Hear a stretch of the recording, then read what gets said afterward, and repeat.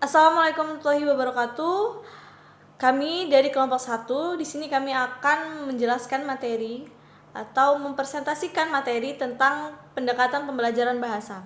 Sebelumnya, perkenalkan saya Nuri Anggriha Safruddin sebagai moderator dan kedua teman saya sebagai pemateri. Yang pertama ada Gita Yolanda dan yang kedua ada Lucky Andriani. Baik, langsung saja kita langsung masuk ke materi. Materi yang pertama akan dijelaskan atau disampaikan oleh Gita Yolanda. Assalamualaikum warahmatullahi wabarakatuh. Perkenalkan, nama saya Gita Yolanda, NPM 19160048. Di sini saya sebagai pemateri pertama akan menyampaikan tentang pengertian pendekatan, kemudian pendekatan tujuan, dan juga pendekatan struktural. Langsung saja saya akan menyampaikan materinya. Pengertian pendekatan. Pengertian pendekatan adalah sebuah atau seperangkat asumsi yang saling berkaitan. Kemudian bisa diartikan juga sebagai cara pandang, sebagai rencana menyeluruh yang berhubungan erat dengan penyajian materi pembelajaran secara teratur dan pendekatan tujuan. Pendekatan ini dilandasi oleh pemikiran bahwasanya setiap belajar mengajar harus dipikirkan dan ditetapkan sebuah tujuan yang ingin dicapai. Misalnya, dalam pokok bahasan menulis, tujuan yang telah ditentukan ialah peserta didik atau siswa dapat membuat karangan atau cerita yang berasal dari pengalaman dirinya atau berasal dari pengalaman orang lain. Kemudian, bisa juga berasal dari informasi yang telah dia baca. Yang kedua, ada pendekatan struktural. Pendekatan struktural merupakan salah satu pendekatan yang dilandasi oleh asumsi yang menganggap bahasa sebagai kaidah. Dalam penyajiannya, harus dititik beratkan pada pengetahuan struktur bahasa yang meliputi fonologi, morfologi, dan juga sintaksis. Dengan adanya pendekatan struktural ini, maka siswa akan lebih cermat dalam menyusun sebuah kalimat karena mereka sudah mengetahui kaidah-kaidah yang ada di dalamnya.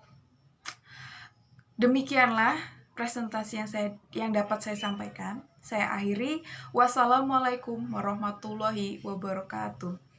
Selanjutnya akan dijelaskan oleh Lucky Andriani. Assalamualaikum warahmatullahi wabarakatuh. Perkenalkan, nama saya Lucky Andriani dari Prodi PGSD 3B. Baik, di sini saya akan menjelaskan yang sebelumnya sudah dijelaskan oleh Saudari Gita Yolanda. Nah, kali ini saya akan menjelaskan tentang pendekatan komunikatif dan pendekatan terpadu. Nah, untuk yang pertama, pendekatan komunikatif. Pendekatan komunikatif merupakan pendekatan yang dilandasi oleh pemikiran bahwa menggunakan bahasa dalam berkomunikasi merupakan tujuan yang harus dicapai dalam pelajaran bahasa, sehingga terciptanya interaksi yang aktif atau komunikasi yang aktif dan dapat menghasilkan 4 keterampilan bahasa. Yang pertama menyimak, yang kedua membaca, dan yang ketiga berbicara, dan yang keempat adalah menulis. Nah, selain itu, dalam pendekatan komunikatif ini diharapkan mampu melatih kemampuan berbahasa peserta didik, baik secara individu maupun berkelompok. Nah, untuk pendekatan komunikatif sendiri, di sini guru diharapkan supaya menjadi individu yang bisa memberi bimbingan atau memberi motivasi, terus memberi didikan atau memantau berjalannya pembelajaran saat berlangsung. Nah, untuk penerapannya sendiri, pendekatan komunikatif ini sepenuhnya dilakukan oleh siswa, sedangkan guru berperan hanya untuk sebagai fasilitator. Artinya, guru hanya memfasilitasi selama pembelajaran tersebut berjalan. Contohnya, ketika guru memberikan tugas kepada peserta didik untuk mengidentifikasi gambar.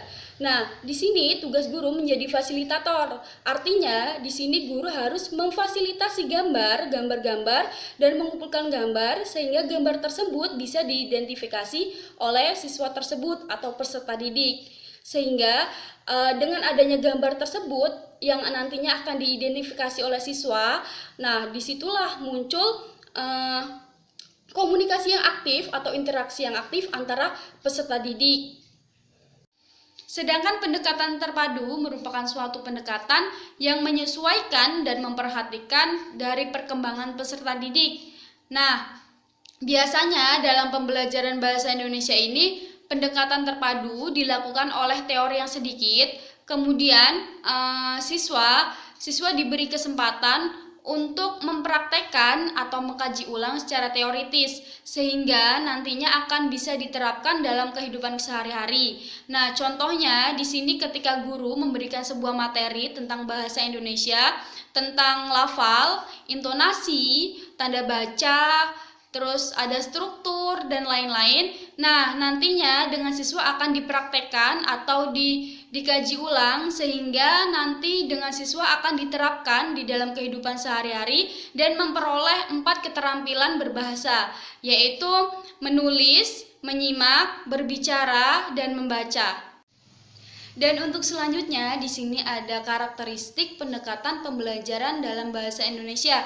Di sini ada tiga karakteristik yang terdapat dalam pendekatan pembelajaran bahasa Indonesia. Yang pertama ada bersifat kontekstual, yang kedua bersifat komunikatif, dan yang ketiga bersifat sistematis.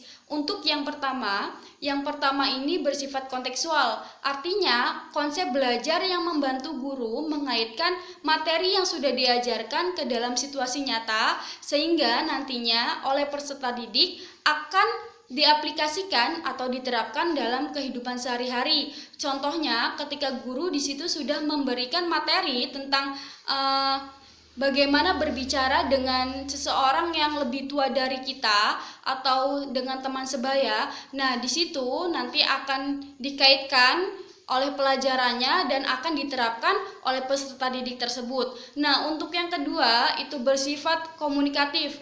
Nah, pembelajarannya itu yang saling terhubung, yang mudah terhubung sehingga mudah dipahami dan mudah dimengerti. Nah, maksudnya terhubung itu terhubung menjalin atau memberi atau memiliki sehingga memiliki empat keterampilan berbahasa. Yang pertama menyimak, menulis, berbicara, dan membaca.